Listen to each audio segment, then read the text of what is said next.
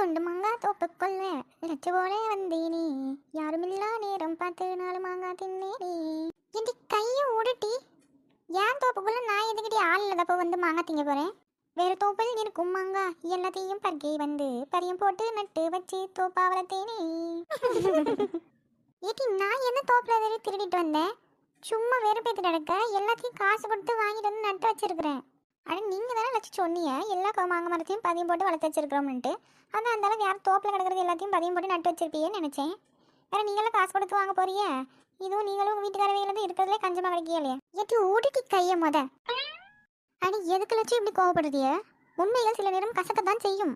ஏட்டி உஷா, இன்னும் கொஞ்ச நேரத்தில் நம்ம லட்சம் ஒன்று நசுக்கி போட்டுவிடும் பார்த்துக்க. உங்களையெல்லாம் நம்பி கூட்டிகிட்டு வந்ததுக்கு ஏன் முன்னாடியே என் தோப்பை வேற எவனுக்காவது வேலை பேசி வித்துருவாள் போல இருக்குமா? சே, எதுக்கு இப்படி கொந்தளி கீரிப்போ?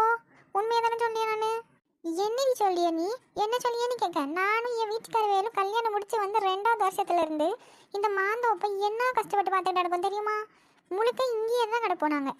அட லட்சு, இது சொல்லாமல் போயிட்டே பற்றியலா? எல்லாம் மாங்காய் திங்கிறதுக்கு தான் இங்கே வருவாங்க, நீங்கள் இங்கே இருந்து தான் மாங்காயை தின்றுக்கியலோ? எனக்கு புரிஞ்சுட்டு இப்போ உங்கள் சிச்சுவேஷனுக்கு ஏற்ற மாதிரி ஒரு பாட்டு படிக்க கேட்கலா? இப்போ என்ன பாட்டு படிக்க போகிறேன்? நம்ம லட்சு வீட்டுக்கார வேலும் இந்த மாந்தோப்பில் என்ன ரொமான்ஸ் பண்ணி இருந்திருப்பாவோ தெரியுமா? அப்பலாம் இப்போ பாட்டாக படிக்க கேளுங்க. ஏட்டி ஒழுங்கா ஓடின்னு சொல்லிவிட்டேன், சும்மா என்னத்தையாவது நீங்கள் கடந்து பேசிட்டு எடுக்காத.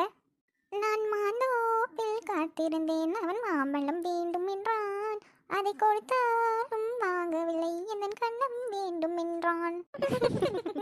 அட நம்ம லட்சுக்கு வெக்கத்தை பாருங்களேன். அட போங்கட்டி அந்தால. அந்த லட்சு வெக்கப்பட்டுட்டு போய் அடுப்புல விழுந்துற போறிய லட்சு? உட்காருங்க, என்ன மலரும் நினைவுகளோ? அதான் நம்ம லட்சுவுக்கு முகமெல்லாம் சிரிப்பா இருக்கே. 1000 வாட்ஸ் பல்பு கொழுந்து விட்டு ஏறின்னு பார்த்துக்கிடுங்க லட்சு உங்க முகத்துல. உன்னைக்கும் உஷா சொன்ன மட்டுக்கு மலரும் நினைவுகள் தான் போல இருக்கு. அட இங்க பாருங்க லட்சு, என்ன லட்சு வெக்கமா? அட பொத்தி வளர்த்த புள்ள நம்ம லட்சு, கொஞ்சம் திரும்பி பாருங்க லட்சு. இது சும்மா இருந்துட சொல்லிட்டேன்.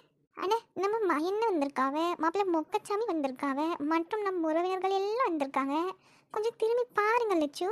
எடி வேணாம்டி, எதுக்கு இப்படி கிடந்து என்னையே வச்சு விளையாடிட்டு எடுக்க? பொத்தி வளர்த்த பிள்ளை நம்ம லட்சு, அந்த வெக்க விட்டு போகல. கொஞ்சம் திரும்பி பாரு லட்சு. ஒரு திருமுகத்தை ஒரு முகமாக திருப்புங்க. நீங்கள் கொஞ்சம் திருப்புங்க, நம்ம கொஞ்சம் திருப்புங்க. ஆனால் திரும்பி பாருங்க லட்சு. ஆனால் நீங்கள் எப்போ வந்தீங்க? அதெல்லாம் நீ வெக்கப்படும் போதே வந்துட்டேன். ஐயோ என்ன உஷா இதெல்லாம்?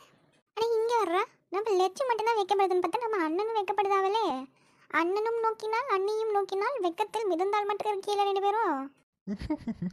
அட சும்மா இருமா நீ வேற. அதானே அண்ணே, என்ன கட்டி கொடுக்குற வயசுல 2 பிள்ளைய வளர்ந்துட்டு பையனுக்கு கல்யாணம் பண்ணி வச்ச பேரம்பேத்தியே எடுத்துடலாம். இந்த நேரத்தில் 2 பேரும்